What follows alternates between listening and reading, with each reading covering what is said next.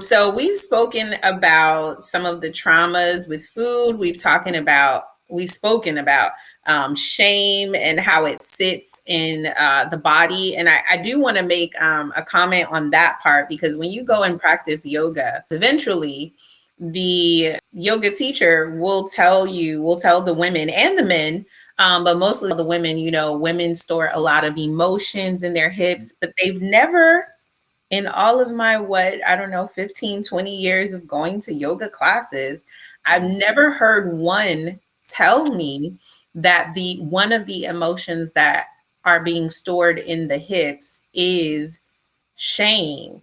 And that makes a lot of sense Yeah. for my body and some of the women who I've practiced yoga with. My favorite poses to do are hip openers, Mm-hmm. because I Yeah. feel so it's like they loosen me up. I actually, when I've done of hip openers, I all of a sudden my energy is through the roof. Yeah. And it's especially for women, especially like men have a lot of their heart centers closed because they're so rigid and suppressed and shamed around what they do. But Hmm. I'm literally repeating the stuff I taught in my session last night, which is so amazing because it's still on the top of my head, and so I don't have to practice it again. But the second chakra of the body, right? And this is how the Eastern physiology, so studying of the body, connects with Western psychology. That's my favorite thing, is like building the science around it. The second chakra revolves around your hips.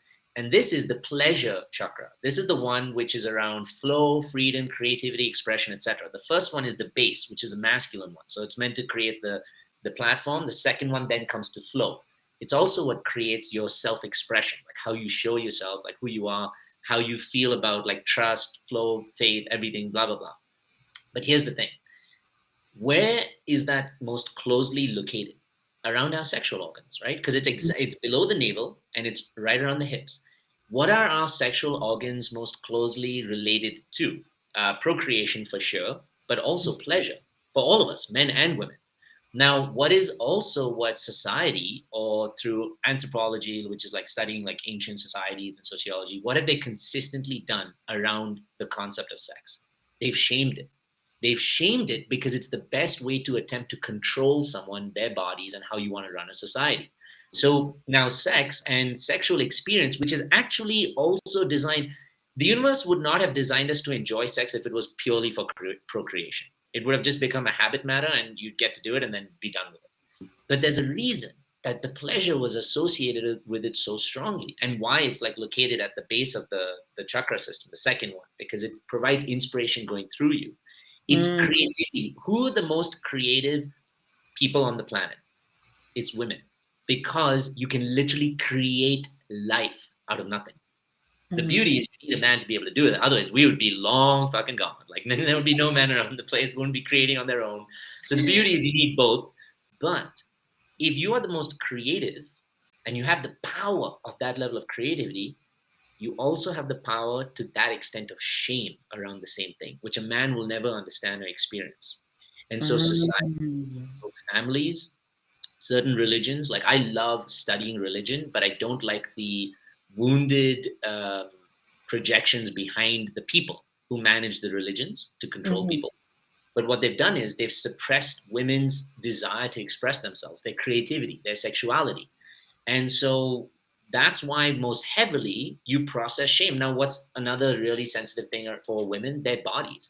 Because their bodies, remember I said, develop differently from men. Men aren't curvaceous. Women are curvaceous, which means that their bodies are very flexible to take shape, like of going like outwards, inwards, whatever. Now, if I condemn you and shame you around this for years based on what you're eating, what you do, whatever, you're going to feel shame. Now, where are you going to feel shame most? In the parts of you that if you weren't feeling shame, you'd enjoy the most, which are your creative expression, your flow, your artisticness, even your body, your sexual expression. And so, where do you process it all in that space? This is such a challenging one for me. All I see is my daughter coming up in my mind's eye right now, because, Mm-hmm. yes, I don't want to. I'm not gonna curse, but I don't want to have to go nobody up, Yeah. okay? Because they doing no, no, no, right? So I'm like, let's be mindful of how we're Mhm. dressing and things like that. So Yeah. I actually could see and hear that area harboring some of Yeah. my, like I Mhm. can't find the words, but harboring some of that contempt for, Mhm. my focus on, that's too tight or that's Right. that, you know what I mean? No, that's too Right. short. We want to have respect for ourselves, et cetera, et Mhm. cetera. So, But you know what's interesting is your projection to your daughter about how she should dress and what you think is good or bad. And here's what you need to answer really authentically. okay. Is it based on the possibilities of what she could really experience? Or is it really based on what you've gone through in your life before, what you've seen of life, and how you view the world currently? So is it really based on her at all? Or is it Initially, I really? want to say both, but then after I initially wanted to say both, when you said, and what you've seen, Mhm. then I was like, oh no, it's probably that because Yeah. I thought about all that I've seen Yeah. throughout. And you know what the ego will do? The ego will look at the world right now and immediately victimize yourself by justifying and saying, oh, the world's gonna shit. Like, hell no, am I letting my daughter dress like this? Look at the shit that's happening out there.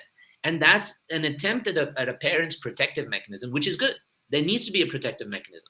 But then it starts to bleed over into the control side. It starts to then bleed over from control into the shame side. For example, now let's say your daughter is 15 or 16.